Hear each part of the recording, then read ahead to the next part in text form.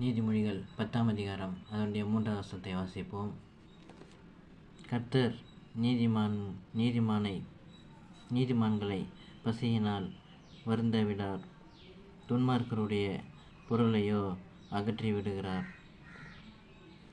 என்று சொல்லப்பட்டு இருக்கிறது. கர்த்தர் நம்மை ஒருபோதும் பசியினாலும் மற்ற காரியங்களிலும் கைவிடுகிற தேவன் அல்ல, நம்மை போஷிக்காமல் போகிற தேவன் அல்ல.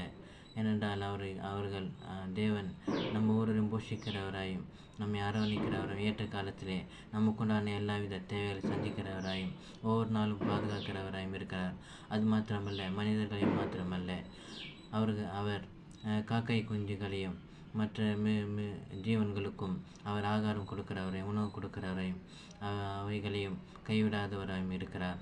நாம் தேவனிடத்தில் விசுவாசம் வைக்கும்பொழுது பற்றி கொள்ளும் பொழுது நம்மை சுற்றிலும் ஏதாயிலும் பஞ்சம் ஏற்பட்டாலும் அல்லது வறட்சி காணப்பட்டாலும் அல்லது நாம் வாழ்வதற்கு ஏதுவில்லாத காரியங்கள் ஏற்படக்கூடுமானாலும் அதிலிருந்தும் நம்மை விடுவிக்கிறவராயும் நம்மை போஷிக்கிறவராயும் நம்மை அபரிவிதமாக நம்மை நடத்தி நம்ம ஒவ்வொரு நாள் தேவைகளை சந்திக்கிறவராயும் இருக்கிறார். ஆகவே தேவனிடத்தில் அண்டிக் கொள்ள வேண்டியது, பற்றி கொள்ள வேண்டியது, அவரை சார்ந்து வாழ வேண்டியது அவசியமாக இருக்கிறது. அது மாத்திரமல்ல, நாம் அப்படி இருக்கும் பொழுது துன்மார்க்கருடைய பொருட்கள் நம்மிடத்தில் இருந்தாலும் அவை எல்லாவற்றையும் அகற்றுகிறவராயும் அந்த காரியங்களிலிருந்து நம்மை விடுதலை கொடுக்கிறவராயும் அதிலிருந்து நம்மை விடுவிக்கிறவராயும் இருக்கிற காணப்படுகிறார். துன்மார்க்குடைய பொருள் நாம் தெரிந்தோ தெரியாமல் வைத்திருந்தாலும் அவற்றை எல்லாவற்றிலிருந்தும் விடுதலை கொடுக்கிறார், அவை இல்லாமல் போக செய்கிறவராயும் இருக்கிறார் காணப்படுகிறார்.